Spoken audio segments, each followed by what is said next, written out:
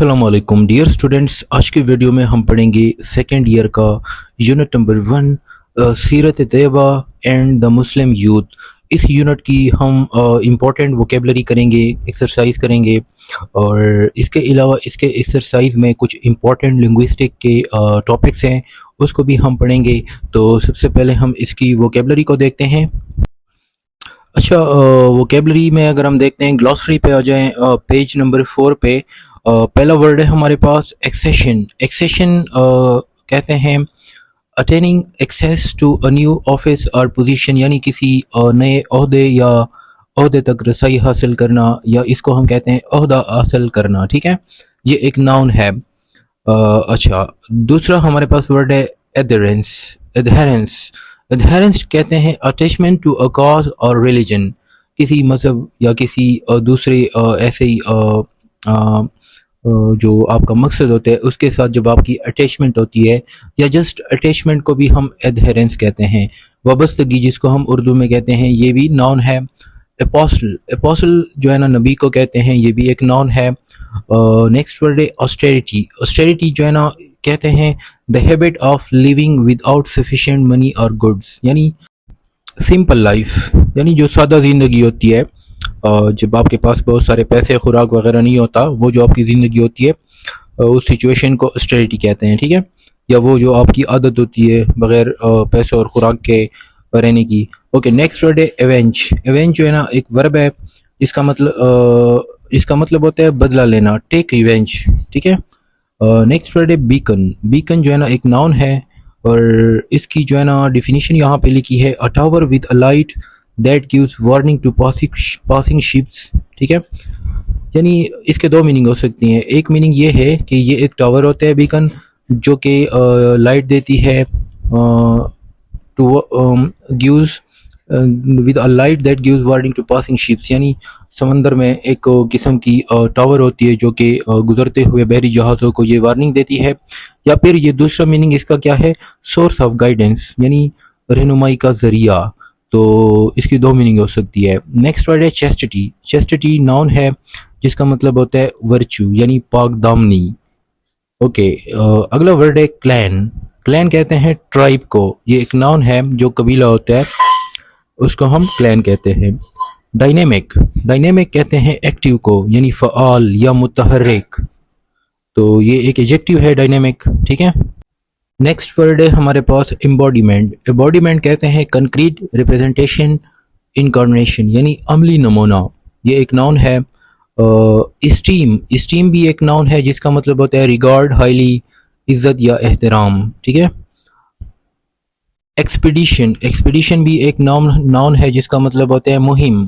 ठीक है, a military campaign organised to achieve a specific objective, यानी आर्मी का जो एक मुहिम होता है, कोई मकसद होता है ताकि वो किसी ख़ास मकसद को हासिल करे, यानी जो मुहिम होते हैं उनका। गेन्स। गेन्स कहते हैं बेनिफिट को, यानी जो फ़ायदे होते हैं, ये एक नाउन है। इंडोलेंट। इंडोलेंट कहते हैं सुस्त जो होता है या काहिल जो होता है, जिसको हम लेज़ी भी कहते हैं, ये एडजेक्टिव है। इंटीग्रल। इंटीग्रल कहते हैं एसेंशियल, यानी ज़रूरी या लाजमी, ये भी एक एडजेक्टिव है। Leg behind. लेग बिहाइंड एक फ्रेजल वर्ब है जिसका मतलब होता है रिमेन बैकवर्ड, पीछे रह जाना। लॉफ्ट। लॉफ्टली या लॉफ्टी। लॉफ्टी लिखा है आगे लॉफ्टीएस्ट। तो ये एक एडजेक्टिव है जिसका मतलब होता है एग्जॉल्टेड और ऑफ हाई मोरल वैल्यू, यानी बुलंद या आला, इसको हम क्या कहते हैं, लॉफ्टी। ऑब्सक्योर। ऑब्सक्योर जो है ना कहते हैं नॉट फेमस या इंडिस्टिंक्ट, या आप कह सकते हो जो धुंधला किस्म का होता है, जो ज़्यादा फेमस नहीं होता। ठीक है, गैर मशहूर, मामूली। मामूली को भी आप कह सकते हो, या धुंधला, ये दोनों इसकी सिनोनिम हो सकते हैं। ऑस्टेंटेशन। ऑस्टेंटेशन एक नाउन है जिसका मतलब होता है दिखावा, शोवी डिस्प्ले या। ठीक है, प्रॉस्पेरिटी। प्रॉस्पेरिटी नाउन है जिसका मतलब होता है the state of being successful and having a lot of money, यानी जब आपके पास बहुत सारी पैसे हो और आप खुश हों। ठीक है, यानी कामयाब हो, तो इसको हम प्रॉस्पेरिटी कहते हैं, या इसको हम खुशहाली भी कहते हैं। रेक्टिफाई। रेक्टिफाई एक एडजेक्टिव है जिसका मतलब होता है करेक्ट, यानी दुरुस्त करना। रेक्टिट्यूड। रेक्टिट्यूड का मतलब होता है अपराइटनेस या राइटियसनेस जिसको हम कहते हैं नेकी। रिपोज, रिपोज एक वर्ब है जिसका मतलब होता है टू पुट समथिंग, यानी to put trust in something, किसी चीज़ में जब आप भरोसा करते हैं तो भरोसा करना इसकी मीनिंग हो सकती है। रेवरेंस, रेवरेंस एक नाउन है जिसका मतलब होता है इज्जत या शफकत, ठीक है। फीलिंग ऑफ प्रोफाउंड रिस्पेक्ट, जब आप किसी की तरफ किसी की बहुत ज़्यादा रिस्पेक्ट करते हैं तो हम कहते हैं रेवरेंस इसको कहते हैं, यानी इज्जत या रिस्पेक्ट को। सेगेशियसली, सेगेशियसली एक एडवर्ब है जिसका मीनिंग होता है वाइजली, यानी अक्लमंदी से। नेक्स्ट वर्ड है स्कैंटीनेस, स्कैंटीनेस एक वर्ब है जिसका मतलब होता है कमी या किल्लत, यानी मीगरनेस, ये भी एक सिनोनिम है इसका, या इन स्मॉल क्वांटिटी, कम तादाद में, ठीक है। स्टर्न, स्टर्न एक एडजेक्टिव है जिसका मतलब होता है स्ट्रिक्ट या सिवियर, यानी सख्त को कहते हैं। स्ट्राइफ, स्ट्राइफ कहते हैं बिटर कॉन्फ्लिक्ट, यानी झगड़ा या तनाज़ा को कहते हैं। ये एक नाउन है। स्ट्राइफ से मिलता जुलता एक और वर्ड होता है स्ट्राइव, वी वाला, जिसका मतलब होता है मुशक्कत करना, ठीक है। अच्छा, नेक्स्ट वर्ड है सुबलाइम, सुबलाइम का मतलब होता है, ये एक एडजेक्टिव है जिसका मतलब होता है बुलंद या आला, अजीम भी इसको हम कह सकते हैं, यानी लॉफ्टी और सुबलाइम दोनों सिनोनिम है एक दूसरे के, ठीक है। टेंडर, टेंडर एडजेक्टिव है जिसका मतलब होता है सॉफ्ट, यानी यंग एंड इमेच्योर, या इसको हम सॉफ्ट भी कह सकते हैं, नरम या कम उम्र, ठीक है। वेनिटी, टेंडर, टेंडर एज, यानी जो टेंडर एज वाले होते हैं, यानी जो कम उम्र के बच्चे होते हैं, उसके लिए हम इस तरह इस्तेमाल करते हैं टेंडर एज, ठीक है। टेंडर एडजेक्टिव हो जाते हैं, एज आपका नाउन हो जाता है। वेनिटी नाउन है जिसका मतलब होता है फीलिंग ऑफ एक्सेसिव प्राइड, ठीक है, बोस्टफुलनेस, यानी गरूर या तकब्बुर जो होता है। वाइब्रेंट, वाइब्रेंट कहते हैं विगरस, यानी पुरजोश या जिंदा दिल को। अच्छा, वोकेबलरी के बाद हमारे पास कुछ लिंग्विस्टिक के टॉपिक्स हैं इस यूनिट में, जो कि मैं इस यूनिट के लास्ट में कराऊंगा। मैंने नोट्स उसके बनाए हैं, उससे रिलेटेड कुछ चीज़ें हैं वो भी डिस्कस करेंगे, इंपॉर्टेंट चीज़ें हैं। उससे पहले ये लास्ट टॉपिक है पेज नंबर 14 पे, जो कि ज़्यादा इंपॉर्टेंट तो नहीं है, बट इसको मैं आपको कुछ करा देता हूँ। पेज 14 वाले, पेज 15 वाले फिर आप खुद इस पर ट्राई करें, ठीक है। Complete the sentences by using the opposite of the words in brackets, यानी हर एक जुमले लिखे गए हैं, इसमें ब्लैंक्स को आपने फिल करना है और आगे ब्रैकेट में एक वर्ब लिखा है, इस वर्ब का आपने क्या करना है, अपोजिट लगाना है, ठीक है। In each of the sentence, use the words in the box. You may need to change the forms of these verbs. यानी इन verbs की जो फॉर्म है, या आप सेकंड फॉर्म लगा सकते हैं, थर्ड फॉर्म, जहाँ पे जो फॉर्म लगती है उसको आपने उसी के मुताबिक चेंज करना है। पहला सेंटेंस है she tripped over the carpet and everyone, आगे लिखा है cry. She tripped over the carpet and everyone, cry की अपोजिट क्या होती है, लाफ होता है, एंड एवरीवन लाफ्ड, ठीक है। She tripped over the carpet and everyone laughed, ठीक है। हमने इसकी अपोजिट लगानी है ना, क्राई की अपोजिट क्या है, लाफ है, तो हमने सेकंड फॉर्म लगानी है, लाफ्ड। दूसरा है he dash the bottle of spoiled milk into the sink, fill लिखा है, फिल का अपोजिट क्या होता है, एम्प्टी, तो यहाँ पे आप एम्प्टी तो नहीं लगा सकते, emptied, he emptied the bottle of spoiled milk into the sink, okay. तीसरा है हमारे पास don't dash to come to our party tomorrow, remember लिखा है, रिमेंबर का अपोजिट क्या होता है, फॉरगेट होता है, ठीक है। Don't forget to come to our party tomorrow. Fourth number है हमारे पास we have dash in stopping the spread of the illness, fail लिखा है, फेल का अपोजिट जो होता है ना वो सक्सीड होता है, तो आप इस तरह तो नहीं कह सकते ना वी हैव सक्सीड, आप लिखेंगे we have succeeded in stopping the spread of the illness, ठीक है। पांचवा है when does your train आगे लिखा है arrive, तो arrive का जो अपोजिट है क्या है, leave, when does your train leave, ठीक है। छठा नंबर है हमारे पास we dash too much money on unimportant things we really don't need, save लिखा है, save का अपोजिट क्या है, spent, we spend too much money on unimportant things we really don't need। सातवां है the dollar has dash against the euro recently, rise लिखा है, तो राइज का अपोजिट क्या है, ड्रॉप, ठीक है। इसका अपोजिट क्या है, ड्रॉप या फॉल, तो आप दोनों में से कोई भी लगा सकते हैं, तो ड्रॉप ज़्यादा बेहतर है, तो इसकी सेकंड फॉर्म आप लगाओगे the dollar has dropped against the euro recently. The car dash the tree and crashed into a telephone pole instead, hit लिखा है, हिट का अपोजिट क्या है? Miss. The car missed the tree and crashed into a telephone pole instead. The exam was very difficult. As a result, most of the students पास का opposite क्या है? Failed. यहाँ पे लगा दो सेकंड फॉर्म, ठीक है। We don't expect our team to dash tomorrow. Win क्या है? विन का अपोजिट क्या है? To lose. We don't expect our team to lose tomorrow. She dash being the source of the rumours. Deny लिखा है, deny का opposite क्या है? Admitted. She admitted being the source of the rumours, ठीक है। तो इसी तरह से आप इनको कर सकते हैं। इस तरह के एमसीक्यूज वैसे तो आते नहीं है, बट आप इसको प्रैक्टिस कर लें। अब हम चलते हैं ज़रा इसका जो लिंग्विस्टिक का पोर्शन है जो कि इम्पोर्टेंट है उसको ज़रा डिटेल के साथ समझते हैं। इसके आपने नोट्स अगर बनाते हैं तो वो भी कर सकते हैं। आप इसकी स्क्रीनशॉट भी लेते हैं। मैं व्हाट्सएप पे आपके साथ इसकी जो है ना पीडीएफ भी शेयर कर दूंगा, ठीक है। अच्छा, इस यूनिट में हमारे पास लिंग्विस्टिक का जो टॉपिक है वो है फोनीम। फोनीम है हमारे पास। फोनीम को भी हम सीखेंगे कि फोनीम क्या होता है। इसके बाद हमारे पास इंग्लिश में टोटल कितने फोनीम्स होते हैं ये भी हम पढ़ेंगे, और ये भी डिस्कस करेंगे कि शॉर्ट वोवल साउंड क्या होते हैं, लॉन्ग वोवल साउंड क्या होते हैं। तो ये सारी चीज़ें हम डिस्कस करेंगे। अच्छा, इसमें जो है ना हम सबसे पहले ज़रा डिफाइन करते हैं लिंग्विस्टिक की एक ब्रांच है जिसको हम कहते हैं फोनोलॉजी। कि फोनोलॉजी क्या होता है, उसके अंदर फिर फोनीम को भी हम समझेंगे। फोनोलॉजी जो है ना दो वर्ड से मिलकर बना है। फोनो जिसका मतलब होता है साउंड, फोनो मीन्स साउंड। लॉगी, लॉगी मीन्स स्टडी। तो फोनोलॉजी हम कह सकते हैं the study of sound is called phonology. यानी लिंग्विस्टिक की वो ब्रांच है जिसमें हम साउंड के बारे में पढ़ते हैं। या अगर आप थोड़ी सी प्रॉपर डिफिनीशन करते हैं तो इसकी डिफिनीशन बन जाएगी study of organisation of human speech sounds, ठीक है।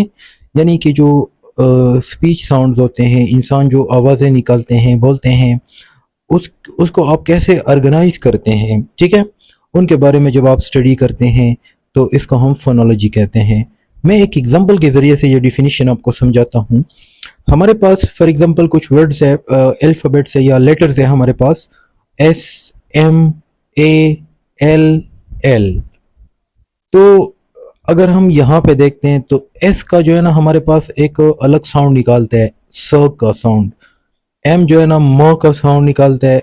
ए जो है ना अ का साउंड। एल जो है ना ल का साउंड। तो ये हर एक जो आपके पास लेटर है ये एक खास किस्म का साउंड होता है इसका, और इस साउंड को हम कहते हैं फोनीम। जिस तरह फॉर एग्जांपल एस है ना, एस का साउंड जो है ना वो क्या होगा? सो। तो ये जो साउंड है एस का, इसको हम क्या कहेंगे? फोनीम कहेंगे। अब इसमें अगर आप देखते हैं ना, एस भी एक फोनीम है, एम का भी एक अपना फोनीम है। तो ये एस, एम, ए, डबल एल, तो ये हमारे पास टोटल कितने फोनीम्स हो गए इस वर्ड में? 1 2 3 4 5, 5 फोनीम्स है। अब इन 5 फोनीम्स को मिलाकर हम एक वर्ड बना लेते हैं स्मॉल।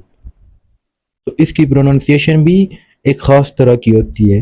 तो फोनोलॉजी में हम ये पढ़ते हैं कि कैसे हम मुख्तलिफ़ किस्म के फोनीम्स को, साउंड्स को ऑर्गेनाइज करते हैं, एक दूसरे के साथ मिलाते हैं और उससे हम एक स्पेसिफिक साउंड बनाते हैं, ठीक है। एक दूसरा मैं आपको एग्जांपल देता हूँ। हमारे पास एक वर्ड है चेयर। चेयर में जो हमारे पास ये जो दो लेटर्स है सी, एच। सी और एच का वैसे तो डिफरेंट साउंड है, लेकिन जब ये दोनों एक साथ आप लगा देते हो तो ये एक स्पेसिफिक साउंड निकालता है, सी एच, चीम वाला साउंड, छ। तो ये जो छ का साउंड है इसको हम कहेंगे फोनीम, ठीक है। तो चेयर में हमारे पास ये जो छ का साउंड है इसको हम क्या कहेंगे? फोनीम, ठीक है। इस तरह हमारे पास तीसरा एक एग्जांपल देता हूँ, फोन है। फोन में हमारे पास जो पी का साउंड है और एच का साउंड है, ये पी और एच को जब आप दोनों को एक साथ लगा देते हो तो ये एक स्पेसिफिक किस्म का साउंड प्रोड्यूस करते हैं।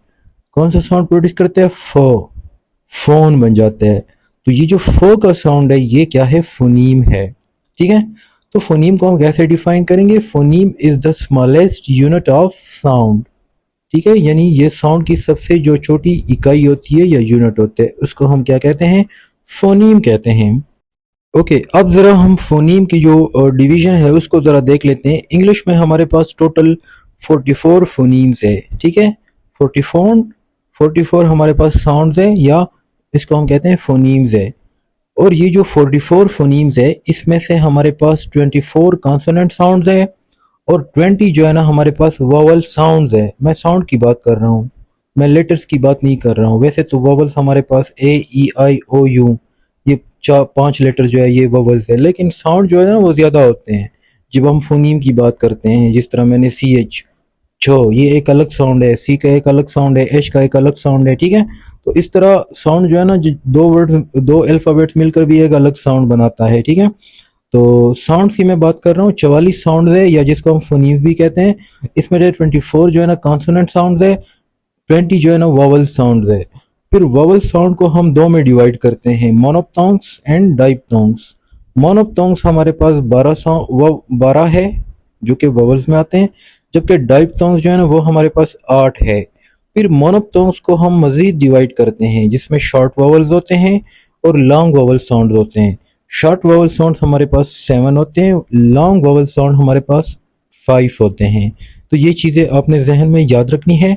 अब जो है ना हमारा जो मेन टॉपिक है इसमें मोनोप्टोन्ग्स में हमारे पास जो शॉर्ट वोवल साउंड होते हैं और लॉन्ग वोवल साउंड जो आपके एक्सरसाइज में भी मौजूद हैं, ये ज़रा मैं आपको समझाता हूँ कि कैसे आप पहचान करेंगे कि एक जो कॉन्सोनेंट है या वोवल है वो कौन सा साउंड कौन से लेटर में यानी कौन से वर्ड में वो कौन सा साउंड निकाल रहा है। आप इसकी पहचान कैसे करेंगे, ये बहुत इजी है, इसको ज़रा देखते हैं।